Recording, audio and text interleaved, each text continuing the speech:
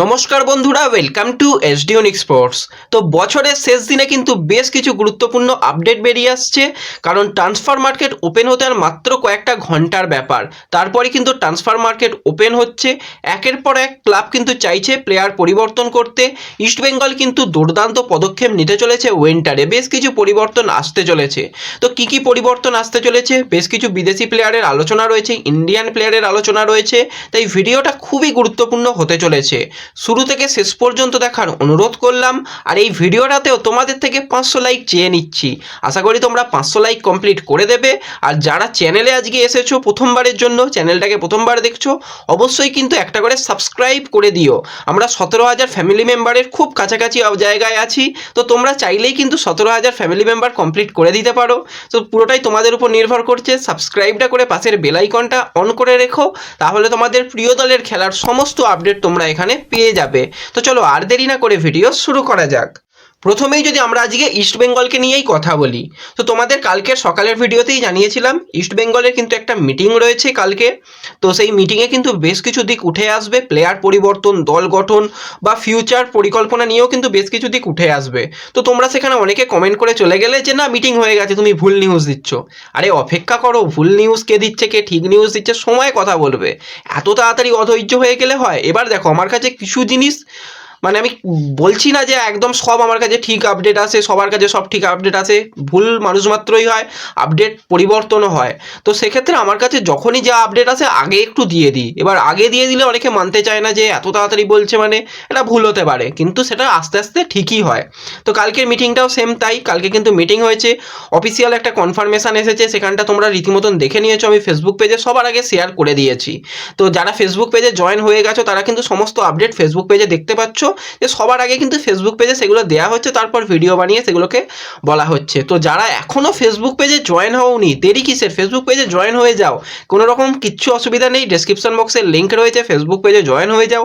SD unique স্পোর্টসই নাম আছে Facebook পেজের। আর তোমরা ফেসবুকে গিয়ে সার্চ করতেও পারো এসডি ইউনিক স্পোর্টস, সেখানে কিন্তু নামটা পেয়ে গেলে চ্যানেলে তোমরা ফলো হয়ে যেতে পারো। তো সেখান থেকে তোমরা সমস্ত আপডেট পেয়ে যাবে। তো যাই হোক, কালকের মিটিংয়ে কী কী দিক উঠে এসেছে। প্রথম দিক উঠে এসেছে, কোচ যেরকম পছন্দ করবে সেরকমই প্লেয়ার আসবে। আগে কি হতো, যে ম্যানেজমেন্ট বা ইমামি কর্তৃপক্ষ তারা প্লেয়ার পছন্দ করতো, তাদের নিয়ে কোচেদের কাজ করতে হতো, কিন্তু এক্ষেত্রে ব্যাপারটা পরিবর্তন হয়েছে। কোচের মানে ওপর নির্ভর করছে যে কোচ কীভাবে পরিবর্তন চাইছে। কোচ কিন্তু বেশ কিছু পরিবর্তনের কথা আগে থেকেই জানাচ্ছে, বিশেষ করে ভারতীয় প্লেয়ার বেশ কয়েকটা পজিশনে সেই জায়গায় মূলত ব্যাকআপ প্লেয়ার বা ফার্স্ট ইলেভেনের প্লেয়ারকে সে খুঁজছে, যারা কিন্তু পরবর্তী সময় দলকে ভালো সার্ভিস দিতে পারে। সেরকমভাবে হায়দ্রাবাদের কিছু প্লেয়ারের সঙ্গে কথাবার্তা চলছে, তো সেগুলো তোমরা সকলেই জানো। তো কালকে একটা জিনিস একদম বেরিয়ে এসেছে, একজন স্প্যানিশ প্লেয়ারের সঙ্গে কথাবার্তা বলছে, যে কিন্তু এর আগে স্পেনের দলে খেলেছে। এবার মেন টিমে খেলেছে না বয়স ভিত্তিক দলে খেলেছে সেটা এখনো জানা যায়নি, কিন্তু একজন স্প্যানিশ প্লেয়ারকে নেওয়ার চেষ্টা চলছে, একজন ব্রাজিলিয়ান প্লেয়ারকেও নেওয়ার চেষ্টা চলছে, কিন্তু স্প্যানিশ প্লেয়ারকে আগে নেওয়ার চেষ্টা চলছে। এবং সে সেন্টার ফরওয়ার্ডের প্লেয়ার হবে, কারণ ইস্টবেঙ্গল দলে তোমরা দেখতে পাচ্ছ লাস্ট কয়েকটা ম্যাচে গোল করতে পারছে না। মহেশ নন্দকুমার বিষ্ণুরা চান্স ক্রিয়েট করছে, কিন্তু গোল কনভার্স হচ্ছে না। সিবেরিও টোরোকে নিয়ে কিছু বলার নেই, বড্ড খারাপ সময় গেল ছেলেটার জন্য। তো তার পরিবর্তেই কিন্তু একজন স্প্যানিশ প্লেয়ার, তো সেই স্প্যানিশ প্লেয়ারের কিন্তু এখনো নাম বেরিয়ে আসেনি, কিন্তু একজন স্প্যানিশ প্লেয়ার সে আবার ইন্ডিয়াতে ফিরতে পারে এরকম একটা সম্ভাবনা তৈরি হয়েছে। তো প্লেয়ারটা হচ্ছে 32 বছর বয়সী স্প্যানিশ সেন্টার ফরওয়ার্ডের প্লেয়ার আলভারো ভালস্কুয়েজ, যে এর আগে কিন্তু কেরালা দলে খেলে গেছে এবং কেরালা দলে বেশ ভালো ফুটবল খেলতে আমরা দেখেছিলাম। তার পরবর্তী সময় এফসি গোয়াতে যায়, এফসি গোয়াতে গিয়ে কিন্তু কার্লেস পেনার আন্ডারে সেইভাবে সুযোগও পায়নি, আর সুযোগ পেলে কিন্তু সেইভাবে ভালো খেলতে পারেও নি। কিন্তু আসল খেলাটা খেলেছিল কেরালাতে, 23টা ম্যাচ খেলেছিল, 8টা গোল, 2টো অ্যাসিস্ট, প্রচুর চান্স ক্রিয়েট করেছিল এবং তার স্কিল দেখিয়ে দিয়েছিল যে সে কোন লেভেলের প্লেয়ার। তো সেক্ষেত্রে অনেকেই ভাবছে যে যেহেতু ভালস্কুয়েজ ফ্রি প্লেয়ার হয়ে গেছে, ইন্ডিয়াতে ফেরার একটা সম্ভাবনা তৈরি হচ্ছে, আবারও কেরালাতে আসতে পারে। এবার কেরালার দলের দিকে যদি তোমরা তাকাও, রীতিমতন দুজন বিদেশি সেন্টার ফরওয়ার্ডের প্লেয়ার তাদের হাতেই রয়েছে, কোয়ামে পেপেরা, ডিমিট্রিয়স। তারপরও তারা সেন্টার ফরওয়ার্ড নেবে বলে তো মনে হচ্ছে না, আর নেওয়াটা উচিত নয়। তারা লুনার পরিবর্তে একজন প্লেয়ারকে খুঁজছে, আর লুনা আর আলভারো ভালস্কুয়েজ আকাশ পাতাল তফাৎ, দুজনের পজিশনও আলাদা। সেক্ষেত্রে কোনোভাবেই কেরালাতে আসছে না আলভারো ভালস্কুয়েজ, সেটা বোঝা যাচ্ছে। এবার সেক্ষেত্রে যদি ইস্টবেঙ্গল এই প্লেয়ারকে নেওয়ার চেষ্টা করে তো ভালো হবে, খারাপ প্লেয়ার নয়, অপশান খুবই ভালো। কোচের আন্ডারে এলে কিন্তু একটা ভালো প্লেয়ার পেয়ে যাবে। এবার লাস্ট দুটো সিজন বা 1.5টা সিজন যাই বলো না কেন, খুব একটা ভালো যায়নি, কিন্তু তার আগে খুবই ভালো সময় গেছে এই আলভারো ভালস্কুয়েজের জন্য। তো দেখা যাক শেষ পর্যন্ত ভালস্কুয়েজ কোন ক্লাবে সাইন করে। এরপর যদি আমরা আরও একজন বিদেশি প্লেয়ারের দিকে তাকাই, 20 বছর বয়সী জাপানি সেন্টার ফরওয়ার্ডের প্লেয়ার টাকিটো মিকি। তো এই প্লেয়ারটা কিন্তু লাস্ট খেলছিল আই লিগের ক্লাব শিলং লাজংয়ে, এবং শিলং লাজংয়ের হয়ে 6টা ম্যাচে 2টো গোলও করে ফেলেছিল। তো মূলত অ্যাটাকিং লাইনের প্লেয়ার বা উইঙ্গার পজিশনেও খেলতে পারে। এবার তার দল ছাড়ার কারণ কি, তার কাছে আইএসএল এর ক্লাবের রীতিমতন অফার ছিল। সেই ক্লাবটার অন্য কেউ নয়, তোমাদের প্রথমেই জানিয়েছিলাম জামশেদপুর চাইছিল তাকে নিতে। এবার হঠাৎই জামশেদপুর তারা কোচ পরিবর্তন করে, তাদের পরিকল্পনা পরিবর্তন করে। সেক্ষেত্রে টাকিটো মিকির কাছে যে অফারটা ছিল বা যেরকমভাবে তাকে নিয়ে ভাবা হচ্ছিল, সেই ভাবাটা বন্ধ হয়ে গেছে। এবার টাকিটো মিকির কাছে তোমাদের আগেই জানিয়েছিলাম যে বিদেশি ক্লাবের অফার রয়েছে। তো এই মুহূর্তে যে আপডেটটা বেরিয়ে আসছে, মালয়েশিয়ার টপ ডিভিশনের একটা ক্লাবের অফার রয়েছে কিন্তু এই টাকিটো মিকির কাছে। সব কিছু ঠিকঠাক থাকলে তাকে কিন্তু মালয়েশিয়ার ক্লাবেই দেখতে পেতে পারি। তো এরকমই সিদ্ধান্ত নেওয়া হয়েছে, এবং জামশেদপুর তারা বিদেশি পরিবর্তন নিয়ে হয়তো ভাবছে, কিন্তু সেটা টাকিটো মিকি নয়। তো এরপর যদি আমরা ইন্ডিয়ান প্লেয়ারদের দিকে চলে আসি, তো তোমাদের আমি প্রথমেই জানিয়েছিলাম হায়দ্রাবাদের প্লেয়ার সানা সিং, তাকে নেবার ব্যাপারে আইএসএল এর একটা নয় একাধিক ক্লাব অফার দিয়ে রেখেছে।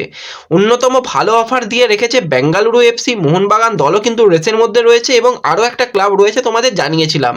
তো তখন হয়তো তোমরা অনেকেই বিশ্বাস করনি যে না, কোনোভাবেই নয়, মোহনবাগান দলেরই অফার রয়েছে, বাকি ক্লাবের অফার নেই। তো এই ব্যাপারটাকে নিয়ে কনফার্মেশন দিয়ে দিয়েছে মার্কাস, সে নিজেই জানিয়েছে যে বাকি 3টে ক্লাবেরও অফার রয়েছে, তোমাদের যেরকমভাবে জানিয়েছিলাম। তো আস্তে আস্তে মিলছে, তো মিলবে, একটু অপেক্ষা করো। সেক্ষেত্রে সানাকে নেওয়ার ব্যাপারে এখনও চেষ্টা চালাচ্ছে বেঙ্গালুরু, কারণ এটা সামার থেকে তাদের টার্গেট। এবার পুরোপুরি ব্যাপারটা হচ্ছে সানার ওপর, সে কোন ক্লাবে যেতে চায়। যদি ফার্স্ট 11-এ জায়গা পেতে চায়, সেক্ষেত্রে বেঙ্গালুরু বেছে নেওয়াটা সবথেকে বুদ্ধিমানের কাজ। আর যদি ভাবে যে না, আমি টাকাটাই ইনকাম করব, খেলা না হলেও চলবে, সেক্ষেত্রে মোহনবাগান সুপার জায়েন্ট দলে এলেও খুব একটা তার জন্য অসুবিধা হবে না। টাকা কিন্তু ভালোভাবে মোহনবাগান দলে এলে নিঃসন্দেহে বলা যায়।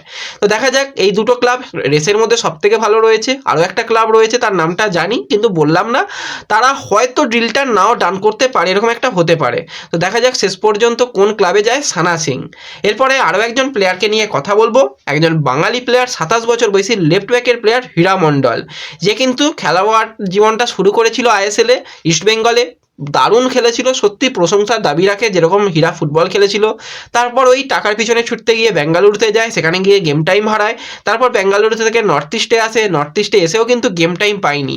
একটা প্লেয়ারের জন্য কত খারাপ সময় যেতে পারে। এই সিজনে 1 মিনিট গেম টাইম পেয়েছে হীরা মণ্ডল, আর যেখানে ইস্টবেঙ্গলে প্রতি ম্যাচেই ভালো খেলতো।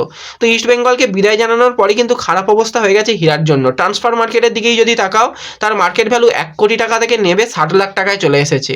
তো যাই হোক, হীরা মণ্ডলের জন্য যে ভালো খবরটা বেরিয়ে আসছে, তাকে নেওয়ার ব্যাপারে কিন্তু আই লিগের কিছু ক্লাব অফার দিয়ে রেখেছে, আইএসএল এর কিছু ক্লাবও চাইছে। এবার হীরা যদি ভাবে যে ক্লাব পরিবর্তন করে নেব, সেটা সবথেকে ভালো হবে, কারণ নর্থ ইস্ট দলে তার সুযোগ পাওয়ার চান্স খুবই কম, এবং নর্থ ইস্টও কিন্তু খুব একটা হ্যাপি নয় হীরাকে নিয়ে। তো দেখা যাক, সব কিছু ঠিকঠাক থাকলে কিন্তু হীরারও ক্লাব পরিবর্তনের একটা সম্ভাবনা তৈরি হয়েছে। এবার কোন ক্লাব তাকে বেছে নেয় বা কোন ক্লাব ভালো অফার দেয়, গেম টাইমের অফার দেয়, সেটা দেখার বিষয়। সব কিছু ঠিকঠাক থাকলে হীরা কিন্তু ক্লাব পরিবর্তন করতে চলেছে। তো এই ভিডিওতে এই কয়েকটাই ছোট্ট আপডেট তোমাদের সঙ্গে শেয়ার করলাম। ভিডিও ভালো লাগলে ভিডিওতে লাইক করে দিও, চ্যানেলে যারা প্রথমবার এসেছো চ্যানেলটাকে মনে করে সাবস্ক্রাইব করে দিও, এবং ভিডিও সকলের সঙ্গে শেয়ার করে দিও।